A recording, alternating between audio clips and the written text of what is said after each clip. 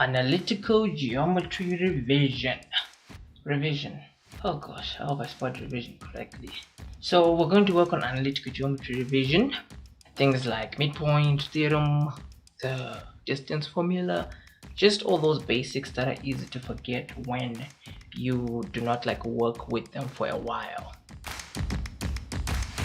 Hi guys, Levi here from Bright Young Brains. Analytical geometry. So with this topic, we know that we have quite a lot of formulas. So if you're in grade 11, you don't have a formula sheet. However, if you're in grade 12, most of these formulas will be on your formula sheet. So obviously you just want to know how to use them. So the main one is your distance formula.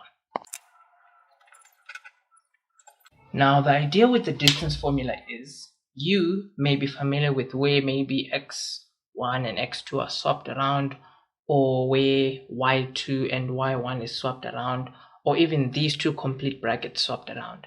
Now the good news is with your distance formula, it really doesn't matter. What matters is you want to have this aligned in such a way that you have x1 here and y1 there, x2 here, and then it should just correspond with y2 on the other side, vice versa. However, inside your brackets, you always need to put there a minus, always. And then the way you can remember to always put a minus is the square there, because remember, anything in here, if you square it, it will always pop out as a positive number anyways. So if these two are swapped around, or if those two are swapped around, that's fine. Remember to always square your brackets and plus the 2 there. So that's the distance formula. Very simple. And we know obviously this is just to work out the length between 2 points on a line. So if we had like a line there labeled AB, we know that obviously the coordinates of those two lines, if we throw them in our distance formula, we will have the distance of those 2 points there. The next formula that we always want to remember is the midpoint formula. So with the midpoint formula, this is the format. Now this is fixed. You cannot swap these two around, and you also though can swap these ones, and those ones also can be swapped around, because remember, a number plus a certain number, if you swap those around, it's the same thing. But just for formality, just to keep things simple, just try and have this format here where x1 is first, x2 is next, and then here y1 is first, y2 is next. Now the one thing with your midpoint formula that you want to take note of is you do not only just use this to get a midpoint. You can actually use it to get one coordinate of a line if you have the midpoint and one side. So what I mean by that is,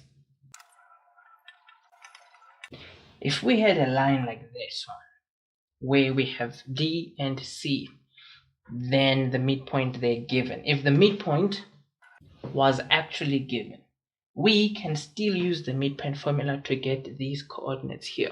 So to give an example of that, if we had D here and the midpoint, all you want to do is, let me just think of random numbers here quickly.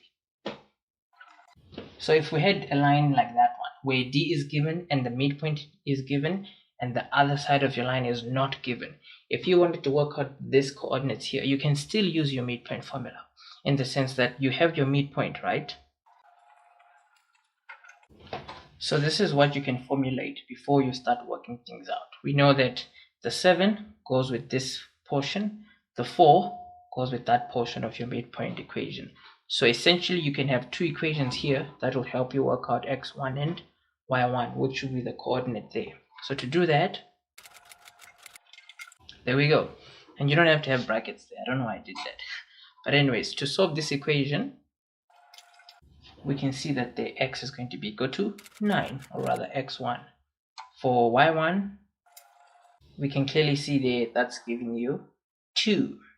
So essentially your coordinate for C is just 9 coordinate 2, and you see you still used your midpoint formula. So your midpoint formula, you don't just use it to get a midpoint, you can also use it to get the other side of a line if you have the midpoint and one end.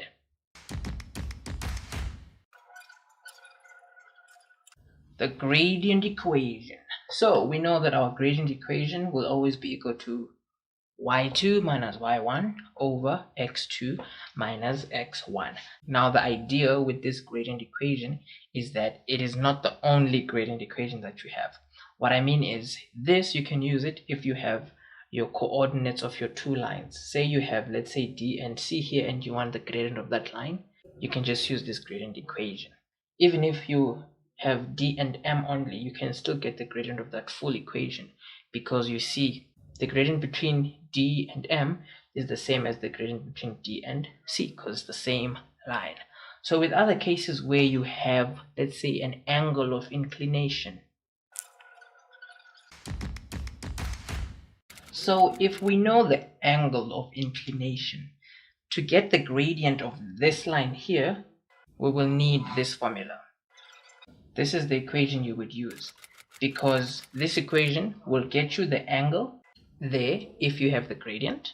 This equation will also get you the gradient if you have that angle there. So that's what you want to keep in mind about getting the gradient. Obviously, furthermore, you have other ways to get your gradient. With perpendicular lines, we know that the gradient of one line multiplied by the gradient of the other one should give you a -1. So obviously you can use these two things here to prove that lines are parallel, because with parallel lines, the gradients are equal to each other. With perpendicular lines, their gradients need to be equating to -1 if you multiply them together. So you can also use this to prove that lines are perpendicular. So with the gradient, these are the ways that you can use to determine the gradient of a certain line. Now, with other terminologies, words like collinear. Words like collinear refer to something where we have this setup here, DMC. DMC, these lines, or these points rather, they are all on the same line. So points on the same line are referred to as points that are collinear. So obviously, as we mentioned already, the gradient between DM or MC or DC, all those gradients will be equal because those are points on the exact same line. So when it comes to the equation of a straight line, obviously this is a big issue. Not a big issue per se, but it's big in analytical geometry. You need to be comfortable with getting the equation of a straight line or working with the equation of a straight line. So for example, we already know that M refers to gradient, and then C refers to the y-intercept. So with our straight line, we know that some of the easiest way to get the equation of a straight line is if you have your gradient given and at least one coordinate that the line passes through. So for example,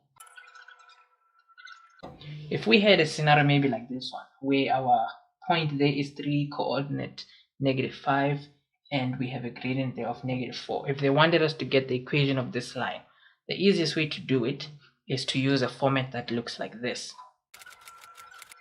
This one.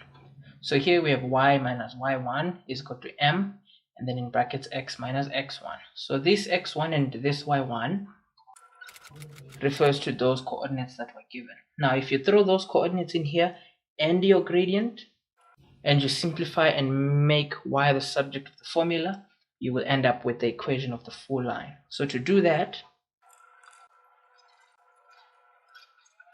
there we go. Y is equal to -4x plus 7.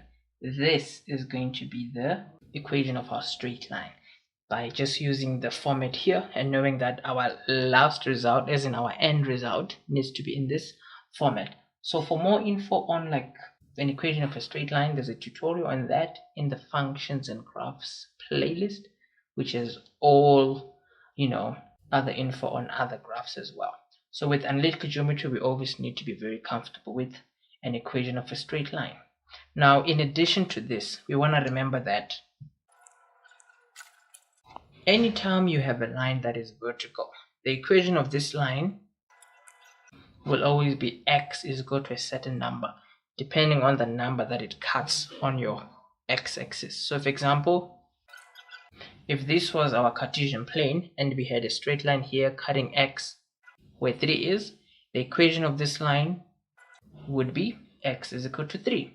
Now the reason I'm pointing this out is all lines that are vertical have a gradient of undefined. So you see, I was about to say of 0, but then that's wrong. The gradient of any line that is directly vertical and perpendicular to your x-axis, the gradient of that line is undefined.